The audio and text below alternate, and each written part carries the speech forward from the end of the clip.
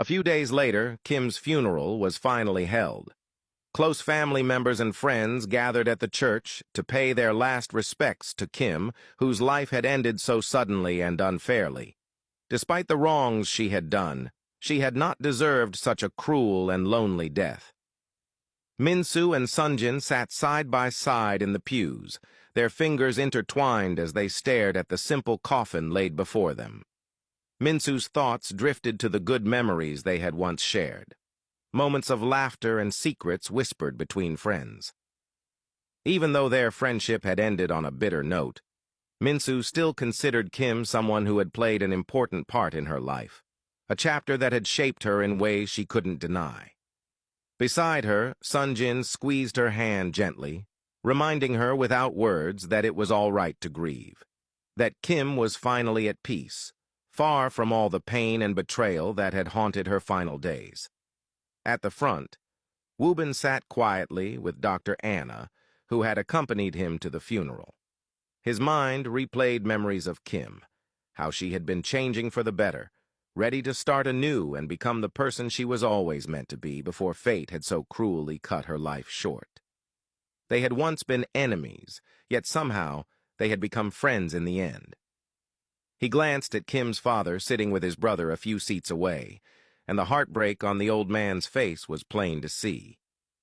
Justice had been served for Kim, but it could not bring her back. She was gone forever, home for good, but not in the way any father would wish. When it was time, Kim's father rose and slowly made his way to the pulpit near his daughter's coffin. He stood there for a moment, looking down at the simple box that now held all that remained of his little girl, silent and cold. He spoke with a trembling voice, confessing that his greatest regret was failing to be the father she had needed. He had chosen to stand by the very people who betrayed her, blind to her pain, blind to the love she had craved from him. He admitted that he would carry that regret and guilt for the rest of his life, a burden he would never truly move on from. Overwhelmed, he lifted his hands to cover his face as tears broke through, sorrow and regret crashing over him like a tidal wave. His brother, seeing him unravel, quickly stepped forward, taking his hand and guiding him gently back to his seat. Wuben then stood, stepping forward to share his own tribute. He spoke of knowing Kim since they were children, though they had never been close. If anything, they had been enemies for most of their lives. He let out a soft laugh at the memory, then explained how, against all odds, they had begun to find common ground in the end.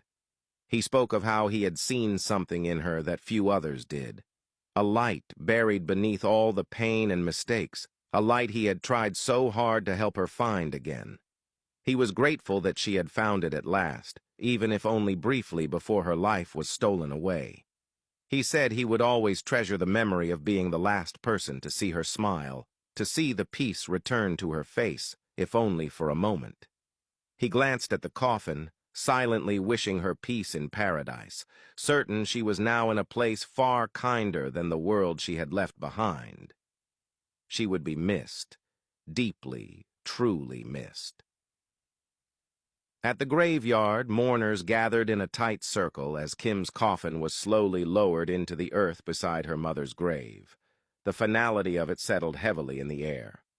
Sonjin held Minsu's hand tightly, anchoring her as silent tears filled her eyes. Wuben stood at the edge of the grave, his face calm but his eyes betraying the storm within. Beside him, Dr. Anna stood quietly, her gaze softening when she looked at him. She could see the pain he tried to hide behind a composed mask, so she slipped her hand into his and held it tightly, a silent promise that he was not alone. Wuben turned to look at her, forcing a small, grateful smile.